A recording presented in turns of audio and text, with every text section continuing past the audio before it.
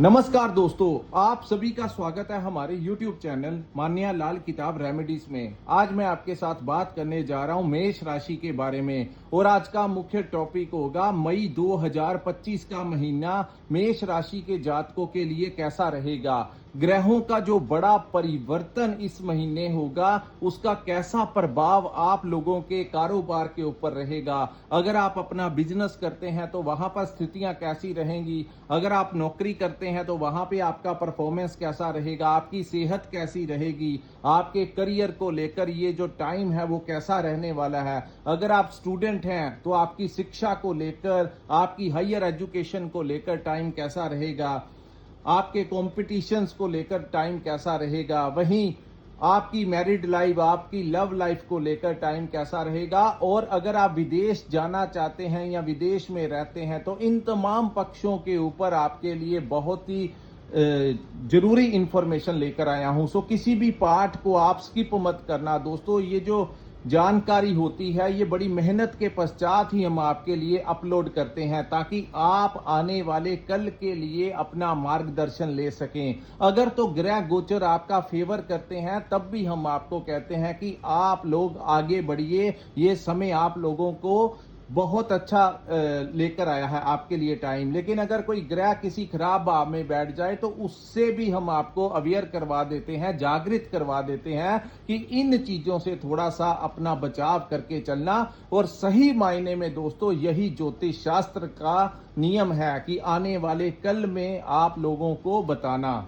ये जो सामने मैंने आपके कुंडली बनाई है ये आपकी चंद्र राशि की कुंडली है। जिनकी जन्म राशि मेष है, जिनकी नाम से मेष राशि है, उनके लिए ये वीडियो बहुत इंपॉर्टेंट होने वाला है। हालांकि यहाँ पर सबसे ज्यादा मायने रखता है कि आपके ऊपर कौन से ग्रह की महादशा और अंतरदशा चल रही है। वो ग्रह जिस भाव में बैठे होते हैं उनका प्रभाव सबसे ज्यादा देखने को मिलता है। सो आइए दोस्तों, ये जो महीना मई 2025 का है ये अन्य महीनों की तुलना में कुछ ज्यादा ही इंपॉर्टेंट होने वाला है। क्योंकि एक तो दोस्तों राहु और केतु, जिसको कलयुग के सबसे ज्यादा बली ग्रह कहा जाता है, इनको कलयुग का राजा भी कहा जाता है, एक तो उनका परिवर्तन होगा जो कि आपके पक्ष में होगा। सो जब राहु केतु आपके पक्ष में आ जाएंगे तो आप सोच सकते हैं जब इस युग के राजा जो हैं वो ही आपका भला करने के ऊपर आ जाएंगे तो कितनी रफ्तार के साथ मेष राशि की जिंदगी में परिवर्तन होगा।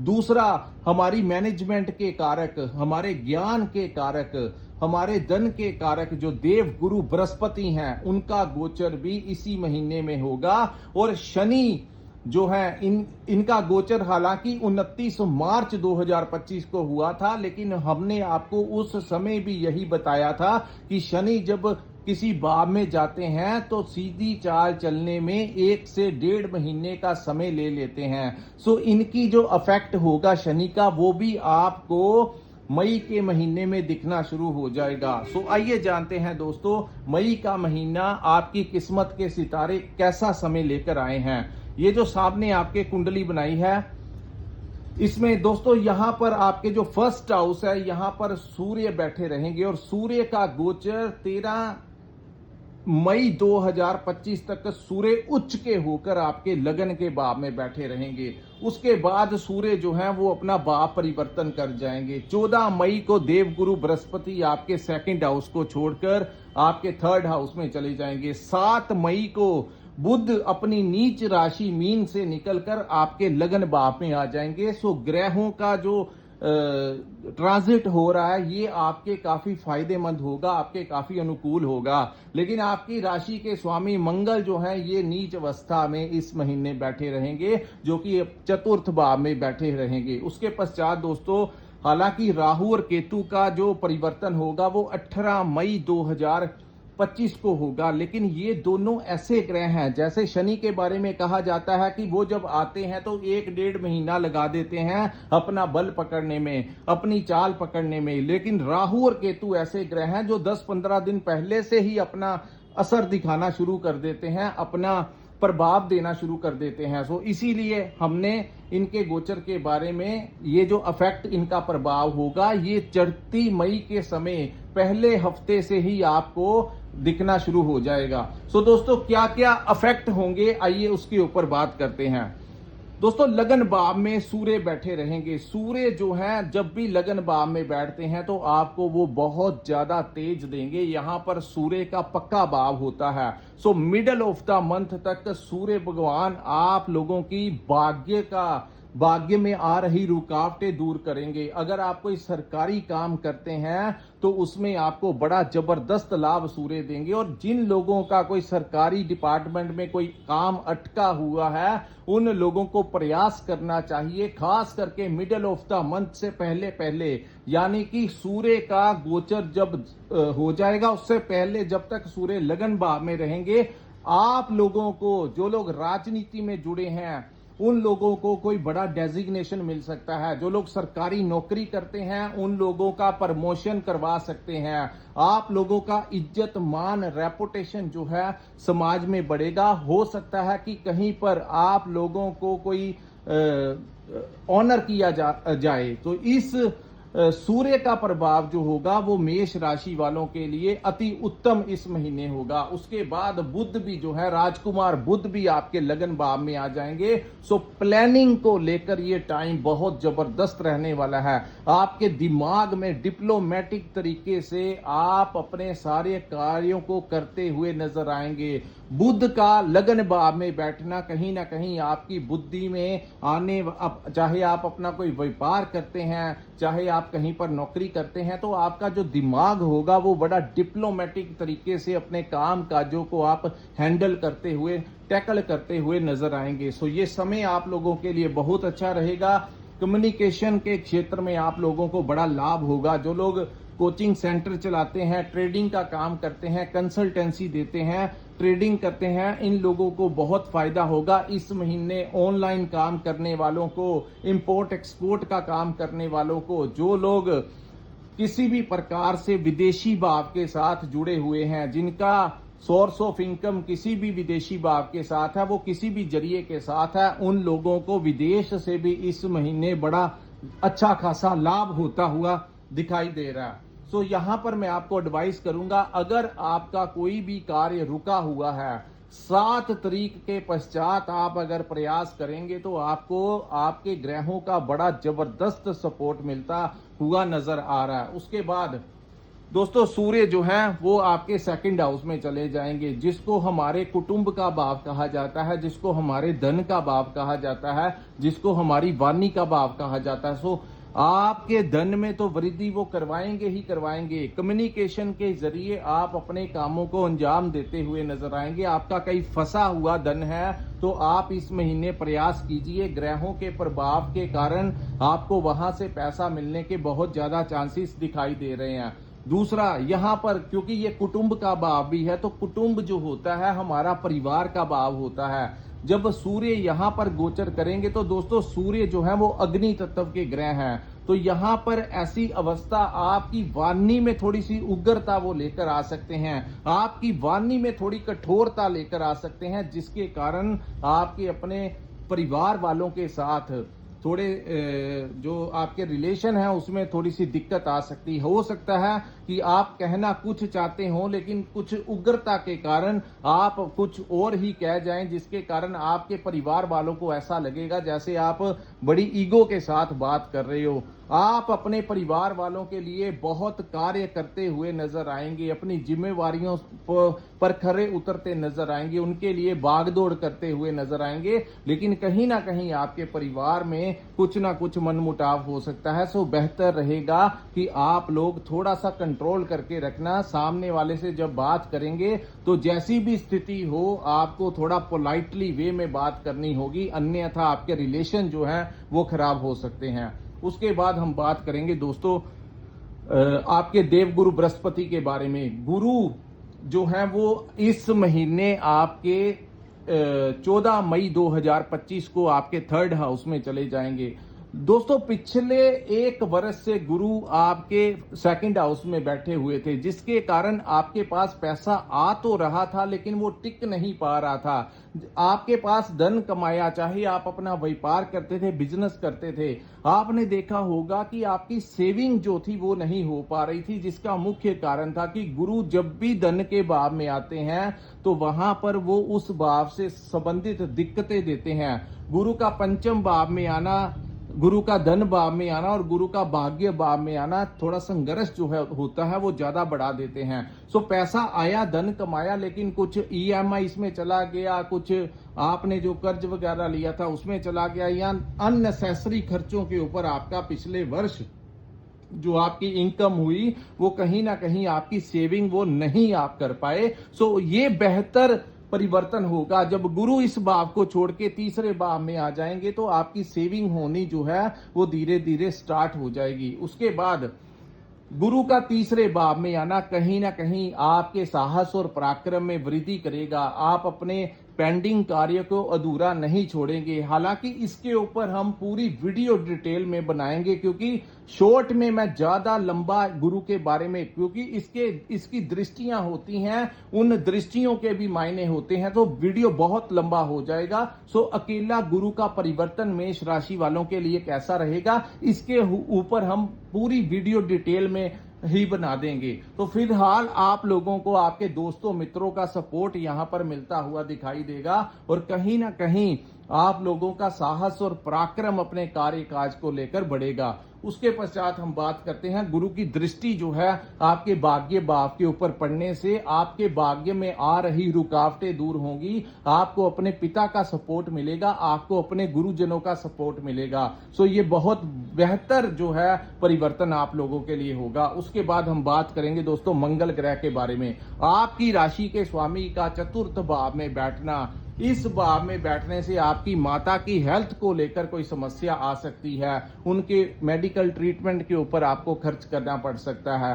सो ये बेहतर समय नहीं है। आप लोगों को अपनी माता के साथ विवाद नहीं करना। वो आपकी माता है तो आपसे बड़े हैं, अगर उन्होंने आपको कुछ कह भी दिया तो आप उसका अगर रिस्पॉन्स कर देंगे और वर्स्टली अगर आप कुछ ऐसी बातें उनके साथ करेंगे जिससे उनका मन दुखेगा, तो आपको उसका प्रभाव जो है आपके लिए अच्छा नहीं होगा। सो बेहतर होगा मां के साथ किसी प्रकार का विवाद नहीं करना है। दूसरा, इस भाव को प्रॉपर्टी का भी भाव कहा जाता है, तो प्रॉपर्टी का लेन देन इस महीने अगर नहीं करेंगे तो बेहतर रहेगा। कहीं ये ना हो कि कोई महंगे दाम की आपकी कोई महंगी प्रॉपर्टी सस्ते दाम में आपसे ले जाए, और या फिर आप कोई सस्ती प्रॉपर्टी महंगे दाम में ले लें जिसके कारण बाद में आपको इरिटेशन होती रहे। सो बेहतर रहेगा अगर कोई भूमि आपने लेनी है, कोई रजिस्ट्री करवानी है, या अगर कुछ ऐसी अगर आप करना चाहते हैं तो थोड़ी देर आप लोगों को थोड़ा सा इंतजार करना होगा। उसके बाद हम बात करेंगे केतु के बारे में। दोस्तों ये गोचर जो केतु का है ये बहुत जबरदस्त आप लोगों के लिए होगा, क्योंकि पंचम भाव जो होता है हमारी संतान का भाव होता है, पंचम भाव हमारी इंटेलिजेंसी का भाव होता है, हमारी बुद्धि का भाव होता है, हमारी मैनेजमेंट का भाव होता है, हमारी कॉन्फिडेंस का भाव होता है। और सबसे ज्यादा फायदा उन लोगों को होगा जो मैनेजमेंट से रिलेटेड कार्य करते हैं, क्योंकि राहु उच्च के होकर यहाँ पर दृष्टि डालेंगे और केतु की दृष्टि जो है वो राहु के ऊपर पड़ेगी। तो ये जो इसका सबसे बड़ा फायदा उन लोगों को होगा जो किसी ना किसी रूप में किसी रिसर्च के फील्ड के साथ जुड़े हैं, या फिर जो लोग मेडिटेशन करते हैं, कोई धार्मिक संस्था चलाते हैं, कुछ ऐसा कार्य करते हैं। दोस्तों यहाँ पर जब पंचम भाव में केतु आते हैं तो कोई बहुत बड़ा अकल्ट जो होता है वो वैसा साम्राज्य धर्म के नाम के ऊपर इंसान स्थापित कर सकता है। सो जो धर्म के लाइन में लोग आगे बढ़ रहे हैं उन लोगों के लिए ये राहु केतु का परिवर्तन बहुत ज्यादा होगा। आप लोगों को लोगों का सपोर्ट मिलेगा, काफी ज्यादा बड़ा एम्पायर भी आप इस समय खड़ा कर सकते हैं। जो लोग रिसर्च के टॉपिक के साथ जुड़े हैं, जो लोग धर्म के साथ जुड़े हैं, उन लोगों के लिए ये टाइम बहुत जबरदस्त होगा और आपको कुदरत का बहुत अच्छा सपोर्ट मिलेगा। यहां पर आप लोगों को सबसे बड़ा लाभ ये होगा कि आपकी जो प्लानिंग होगी वो बड़ी डिप्लोमेटिक तरीके की होगी। आप जहां पर काम करते हैं वहां पर कैसे कार्यों को करना है, कि अपने एम्प्लॉयज को कैसे मैनेज करना है, डील्स को कैसे मैनेज करना है, या अगर आप कोई व्यापार भी करते हैं तो कौन सा रास्ता उचित होगा, किस प्रकार से कहां से कैसे पैसा कमाना है, ये बुद्धि जो है केतु आपको यहां पर बैठ कर देंगे। सो केतु आपके लिए उचित रहेंगे। लेकिन एक बात का आपको ध्यान रखना होगा, अपनी संतान भाव से रिलेटेड आपको कुछ टेंशन आ सकती है, चाहे उनकी स्टडी को लेकर हो, उनके करियर को लेकर हो, उनकी हेल्थ को लेकर हो, कहीं ना कहीं आपकी संतान भाव से।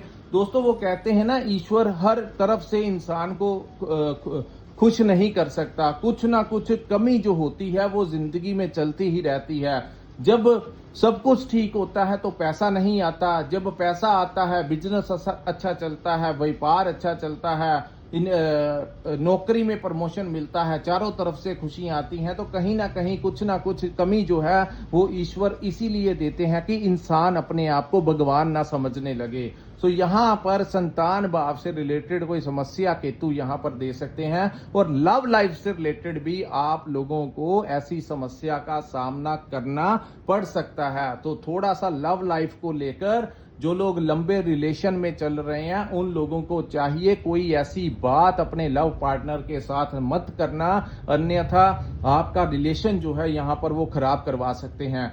जो लोग स्टूडेंट हैं उन लोगों को भी यहाँ पर अच्छा लाभ होगा, उन लोगों को हायर स्टडी के लिए कोई, क्योंकि वो रिसर्च का टॉपिक है, स्टडी जो ज्ञान है उसमें वृद्धि करेंगे। केतु यहाँ पर आपके ज्ञान में वृद्धि करेंगे, जिसके कारण जो लोग शिक्षा के क्षेत्र के साथ जुड़े हुए हैं, स्टूडेंट्स हैं, उन लोगों के लिए टाइम अच्छा रहेगा। सो जो लोग प्रेगनेंसी में है मेष राशि के, उन लोगों को अपनी प्रेगनेंसी का ध्यान रखना होगा, क्योंकि कई बार राहु और केतु जब पंचम भाव में आते हैं तो कोई ना कोई डिस्टर्बेंस जो है वो कई बार क्रिएट करवा देते हैं। तो इन भावों, संतान भाव को लेकर आपका उनके साथ विवाद भी खड़ा हो सकता है, तो उन चीजों से आपको थोड़ा सा बचाव करके चलना होगा। उसके बाद मैं बात करूंगा दोस्तों आपके राहु ग्रह के बारे में, और ये परिवर्तन सबसे बड़ा और सबसे फेवरेबल आप लोगों के लिए होगा। राहु जब भी एकादश भाव में आते हैं तो ये इनका उच्च का भाव है। दोस्तों राहु जो है वो वायु तत्व के ग्रह का वायु तत्व की राशि में जाना कहीं ना कहीं आप लोगों की सोर्स ऑफ इनकम को बढ़ाने का कार्य करेंगे। इस भाव में जब राहु जाते हैं तो बड़े बड़े अधिकारियों के साथ लिंक निकलते हैं, बड़े पॉलिटिशियन के साथ लिंक निकलते हैं, और अगर आपके कोई पुराने लिंक किसी बड़े राजनेता के साथ हैं या किसी बड़े ऑफिसर के साथ हैं तो ये वो समय होगा जब ये लिंक जो है आप लोगों को कैश हो जाएंगे। यानी कि यही वही लोग जो पुराने आपके बड़े बड़े लिंक्स जो हैं वो इस समय आप लोगों को बड़ा अच्छा खासा लाभ देंगे, चाहे वो व्यापार को लेकर हो, चाहे आपकी नौकरी में प्रमोशन करवानी हो, आपकी स्विचिंग करवा सकते हैं, आपको डबल पैकेज यहां पर मिलता हुआ दिखाई दे रहा है। आपकी सोर्स ऑफ इनकम ऐसी, दोस्तों हमारा एक्सपीरियंस है, जब भी राहु एकादश भाव में आते हैं या छठे भाव में गोचर होता है या तीसरे भाव में आते हैं, तो ऐसे में जब भी उनका गोचर होता है, महादशा आती है या अंतरदशा आती है, तो ऐसे में वो जातक जिसके पास कुछ भी नहीं होता, एक पैसा भी नहीं जिसके पास होता, पता ही नहीं ये इतने, इसीलिए तो इनको कलयुग का राजा और महाबली ग्रह कहा जाता है।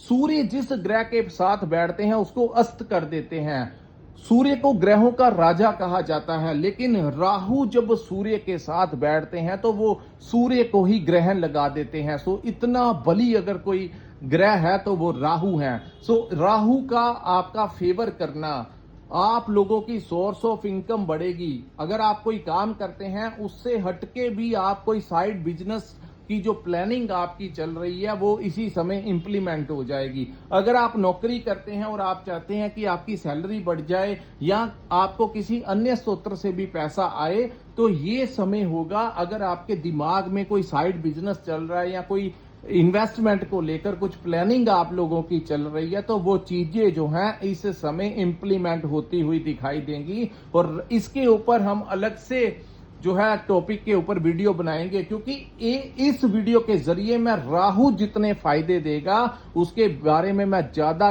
इलेबोरेट पॉइंट्स को नहीं कर सकता, लेकिन आप शॉर्टकट में समझ लीजिए कि आने वाले 1.5 वर्ष में राहु आपको जमीन से आसमान तक का सफर तय करवा देगा। हालांकि आपके ऊपर 7.5 का प्रभाव शुरू हो जाएगा, लेकिन शनि इतना कष्टकारी नहीं होते, और शनि के साथ जब राहु और केतु खराब भाव में आते हैं तो ज्यादा समस्या आनी शुरू हो जाती है। सो जब राहु और केतु आपका सपोर्ट करेंगे तो शनि आपको इतना ज्यादा तंग परेशान नहीं करेंगे। उसके बाद हम बात करेंगे शनि और शुक्र ग्रह के बारे में। दोस्तों, ये जो शुक्र और शनि की युति है उन लोगों के लिए बहुत ही ज्यादा फायदामंद होगी जो लोग इंपोर्ट एक्सपोर्ट का काम करते हैं, जो लोग ऑनलाइन काम करते हैं, क्रिएटर्स हैं, कुछ ना कुछ क्रिएटिविटी करते हैं, उन लोगों के लिए। जिन लोगों की फैक्ट्री में, दुकान में कोई भी ऐसा कार्य होता है जो उनका विदेशी भाव के साथ कोई भी लिंक है, उन लोगों को बहुत अच्छा प्रॉफिट यहां पर मिलता हुआ दिखाई देगा। आप लोगों का खर्च जरूर होगा, लेकिन वो लग्जरी आइटम्स के लिए होगा। हो सकता है कि इस महीने आप अपने लिए कोई वाहन ले लें, क्योंकि शुक्र जो है जब बली अवस्था में आते हैं, क्योंकि मीन राशि शुक्र देव की उच्च की राशि है, तो यहां पर शुक्र जो है वाहन का कारक जो है वो शुक्र ग्रह ही है। और जब शुक्र उच्च के होते हैं तो ऐसे में जातक आपके पास कोई वाहन आ सकता है, आपकी ट्रैवलिंग करवा सकते हैं। अगर आप विदेश जाना चाहते हैं, आपको वीजा लगने के चांसेस हैं। अगर आप अप्लाई करना चाहते हैं, चाहे स्टूडेंट वीजा को लेकर हो, अगर आप हायर स्टडी करना चाहते हैं, अगर आप कोई वर्क परमिट पे जाना चाहते हैं, कोई बिजनेस ट्रैवल करना चाहते हैं, अगर आप ऑलरेडी विदेश में भी रहते हैं, तो उन लोगों को भी यहां पर कोई बड़ा लाभ होगा। वहां पर आपका कामकाज अच्छा होगा, आपको नौकरी मिल सकती है। कुल मिलाकर देखा जाए तो आप लोगों की यात्राओं से, जो लोग ट्रांसपोर्टेशन का काम करते हैं, डिलीवरी का काम करते हैं, ऑनलाइन काम करते हैं, उन लोगों को फायदा होगा और लग्जरी आइटम के ऊपर आप खर्च कर सकते हैं। हालांकि अपनी लाइफ पार्टनर के साथ आप कहीं घूमने फिरने का प्रोग्राम बना सकते हैं। आपकी मैरिड लाइफ भी इस समय अच्छी रहेगी। सिर्फ आपने थोड़ा सा गुस्सा नहीं करना है उसके पश्चात, क्योंकि आपके 7वें भाव के स्वामी उच्च के होकर बैठे हैं। आपके धन भाव के स्वामी और आपके 7वें भाव के स्वामी, इन दोनों भावों के स्वामी का उच्च के भाव में बैठना कहीं ना कहीं आप लोगों को पार्टनरशिप के काम में भी अच्छी सफलता दिला सकते हैं। और इस समय आप लोगों की पार्टनरशिप में काम शुरू करने का कोई ना कोई हो सकता है कि कोई सिग्नल आपको मिल जाए।